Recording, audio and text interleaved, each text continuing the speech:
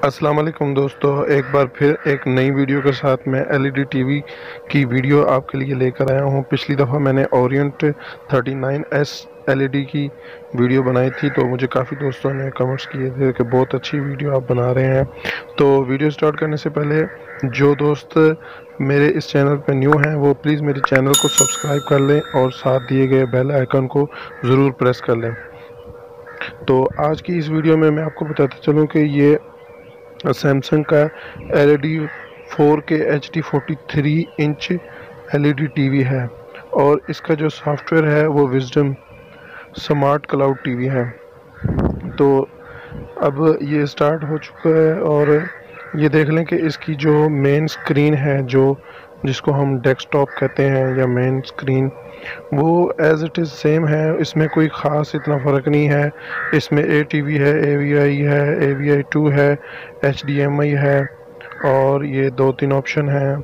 और जो मेन हमें ऑप्शन चाहिए होते हैं वो आपको पता ही है कि एक टीवी का होता है जो मेन स्क्रीन, जिस पे हम आप टीवी देखते हैं, अपनी केबल को कनेक्ट करते हैं। और उसके बाद हम एप्लीकेशंस हैं जो कि यूट्यूब है, टीवी इंस्टेंट है और इसी तरह अभी यूट्यूब तो मेरे पास नहीं है। और ये नेट है, नेट के बाद इंस्टेंट टीवी है, ये माइक्रोसॉफ्ट है, नेटफ्लिक्स है जिस पे आप मूवीज़ वगैरह देख सकते हैं आसानी से मोबाइल कनेक्ट करके। तो ये तो था ये। और उसके बाद ये एप्लीकेशन है, इसमें आपको इतना ख़ास नहीं है, ये प्ले स्टोर की है।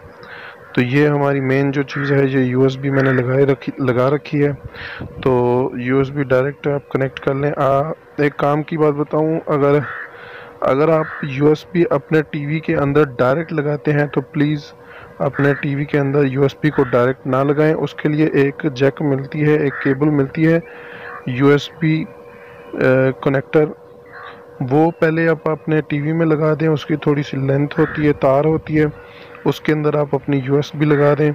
USB को लगा के आप टेप लगा दें, क्योंकि टेप लगाने से ये होता है कि आपकी USB जब काफ़ी देर तक चलती रहती है तो वो गर्म हो जाती है और वो USB पोर्ट जो है वो ख़राब होने का ख़तरा होता है।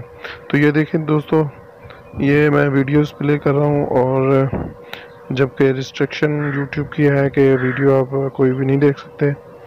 तो आई होप कि ये आपको इतना ख़ास फ़र्क नहीं है, ये सेम ही है। और इसके अंदर ये वायरलेस और वाईफाई, हॉटस्पॉट, नेट मोड सब कुछ है जो दूसरे एलईडी टीवीज़ के अंदर है। तो ये इसकी जो सेटिंग्स है, इसके अंदर नेटवर्क टाइम है, कॉमन है, सिस्टम इंफॉर्मेशन जो मेन चीज़ है, इसकी जो इंटरनल मेमोरी है वो 8 GB है, जो इसकी अपनी GB है। और मेमोरी जो है वो इसकी 1 GB है। और एंड्रॉयड वर्जन जो है 8.0 है। प्रोडक्ट मॉड्यूल जो है स्मार्ट टीवी है, जिसको हम एंड्रॉयड टीवी भी कहते हैं। और फिल्म वेव वर्जन है इसका। और सिस्टम अपडेट, ये करंट अपडेट हो चुका है। और नंबर ऑफ प्रोसेस 2 कोर जो है इसके अंदर प्रोसेसर जो हैं वो लगे हुए हैं।